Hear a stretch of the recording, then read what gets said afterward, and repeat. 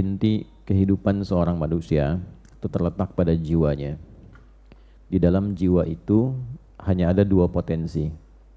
Kalau bukan potensi kebaikan, maka lawannya yang menjadi tidak baik.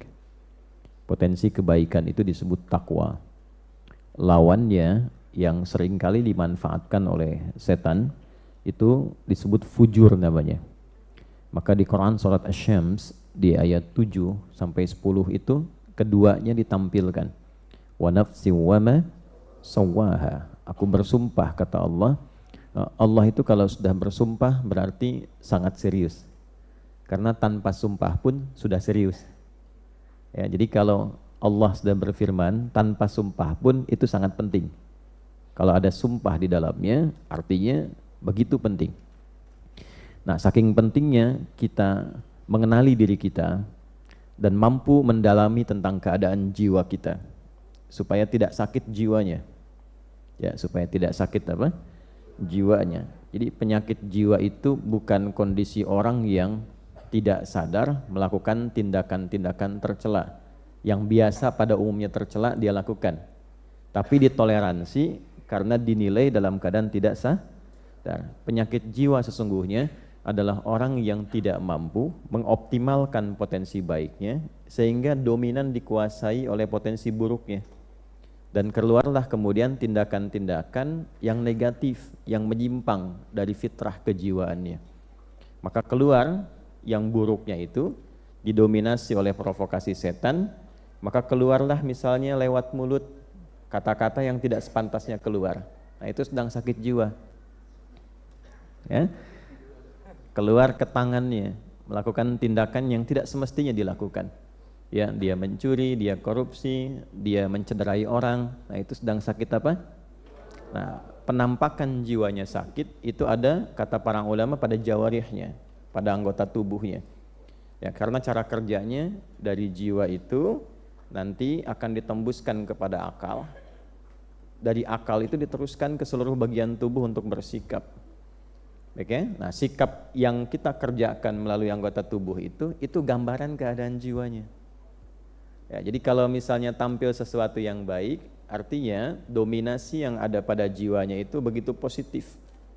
Ya, sebaliknya bila yang keluar itu sesuatu yang tidak baik, ini menandakan ada persoalan serius dalam jiwanya. Itu poinnya. Karena itulah kemudian Allah begitu banyak di dalam Al-Quran membimbing kita. Dan bersyukurlah kita kepada Allah satu-satunya kitab suci di muka bumi ini yang memberikan bimbingan langsung dan menerangkan secara detail tentang kondisi jiwa, cara bekerjanya seperti apa, cara mengeluarkan potensi baiknya bagaimana, cara mengevaluasinya seperti apa, itu hanya Anda akan temukan dalam Al-Quran. Itulah inti kehidupan kebaikan disebut takwa. Karena itu sering kita temukan di dalam Al-Quran amanat-amanat untuk meningkatkan takwa. Meningkatkan itu artinya mengeluarkan potensi itu sebaik-baiknya. Meningkatkan jiwa yang baik untuk dibawa ke lisan, dibawa ke mata, dibawa ke telinga, dibawa ke tangan, dibawa ke kaki. Nah, untuk mengeluarkan potensi takwa itu kan butuh cara kan? Sama dengan kita mengeluarkan potensi ilmu harus belajar kan? Caranya belajar dengan membaca, menganalisis, memahami dari mulai pendidikan anak usia dini, kelompok bermain KB, TKA, TKB, habis itu S semua kan? SD, SMP, SMA, S1, S2, S3, S4, kerupuk 2 kan? Dingin semua tuh. Itu adalah cara. Nah, cara itu dalam bahasa Arab kalau dia luas, besar, itu disebut dengan syariat. Dari kata syari' artinya jalan. Bagaimana cara Bapak Ibu datang ke Masjid An-Nur ini? Melewati jalan. Nah, jalanan luas itu disebut syari' namanya. Kalau jalannya itu kecil, kadang berliku, itu thoriq namanya. Jelas ya? Nah, syari' jalan yang luas. Anda kesini caranya melalui jalan itu. Kita belajar pengetahuan melalui jalan menuntut ilmu. Nah, sama cara kita meningkatkan takwa, mengeluarkan butuh cara. Nah, cara kalau dikumpulkan dalam bentuk ajaran disebutnya syariat namanya. Maka kita temukan di dalam istilah Islam itu ada syariat. Syariat Islam, syariat itu cara kita meningkatkan takwa supaya takwa itu keluar membuat diri kita semakin lebih baik. Jadi orang itu kalau sudah berislam, mengerjakan syariat pasti jadi baik. Tidak ada orang Islam yang tidak baik, kecuali yang mengatakan dirinya muslim tapi tidak mengerjakan jalannya, sehingga tidak mampu berislam dengan cara yang baik.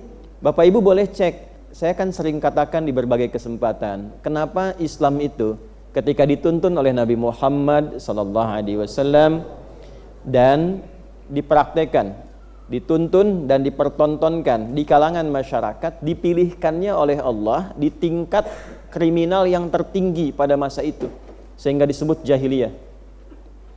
Kenapa tidak di tempat orang-orang yang mungkin sebagiannya ada yang baik gitu, tapi dipilihkan yang memang tingkat kriminalnya paling tinggi untuk menunjukkan betapa istimewanya Islam itu. Bisa merubah orang yang tingkat kriminal tertinggi, titik nadir bahasa kerennya itu, yang paling buruk, tiba-tiba bisa berubah, bertransformasi bahasa kininya, menjadi pribadi terbaik yang kebaikannya melintasi zaman. Dikenal sampai sekarang. Padahal belum pernah ketemu. Gitu kan? Pernah ketemu Umar enggak? Bukan Umar yang jualan soto itu bukan ya, Umar bin Khattabnya, belum pernah kan ya, tapi kan sampai hari ini kita dapati namanya kan, sampai nama itu diduplikasi, ditiru. Pengen punya nama anak ya, namanya Abu Bakar, pengen punya nama anak Umar. Ada nggak yang namanya Abu Dzar Al-Ghifari ya, padahal Ghifar itu dulu itu adalah kota begal. Ya, jadi semua orang yang suka begal itu di kampung Ghifar. Al-Ghifari itu artinya kampung begal. Ya. Pimpinannya Jundub bin Junadah gitu. Jadi kalau Abu Dzar Al-Ghifari itu asalnya adalah seorang yang berasal dari kota begal. Tapi banyak kan yang pengen pakai nama itu. Karena setelah masuk Islam, tiba-tiba beliau berubah jadi orang baik, yang kebaikannya luar biasa, dan merubah kampungnya dari kampung begal menjadi kampung terbaik di masanya, dan itu viral sehingga bangga dengan nama daerahnya. Itu sebabnya kalau orang baik itu jadi begitu baik dan dikenal kebaikannya, maka ada cahaya di kampungnya sehingga warga kampung merasakan cahaya itu dan nama kampungnya pun berubah jadi baik. Nah, demikianlah kemudian kita kalau mampu kita mengeluarkan sifat-sifat kebaikan dalam wujud takwa itu dengan jalan syariat. Apa syariat itu wujudnya? Itu yang kita sebut dengan ibadah. Karena itu dalam sholat ada takwa, dalam puasa ada takwa, dalam umrah haji ada takwa. Dzalikal kitabu la hudal lil. Nah, siapa mutakin orang takwa itu? Ayat 3-nya. Alladzina yu'minuna bil ghaibi wa yuqimunas. Nah, jadi ketika ibu, saya, kita diminta menunaikan sholat, bukan ingin memberikan beban, tapi sholat itu akan merubah kita menjadi pribadi yang lebih baik. Itulah sebabnya ketika ada orang bertanya, kenapa saya mesti sholat? Allah langsung jawab, innas sholata tanha 'anil fahsya wal munkar. Sholat itu kalau benar dikerjakan mampu membebaskan pelakunya, orang sholat itu, dari dua sumber keburukan, baik fahsya ataupun munkar.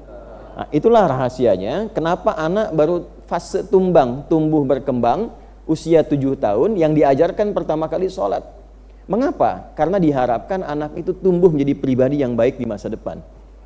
Ya ayyuhalladzina amanu kutiba alaikumus kama kutiba alal ladzina min qablikum la'allakum tattaqun. Di dalam puasa ada takwa. Itulah sebabnya kenapa orang puasa cenderung bisa menjadi lebih baik dibandingkan saat dia tidak puasa.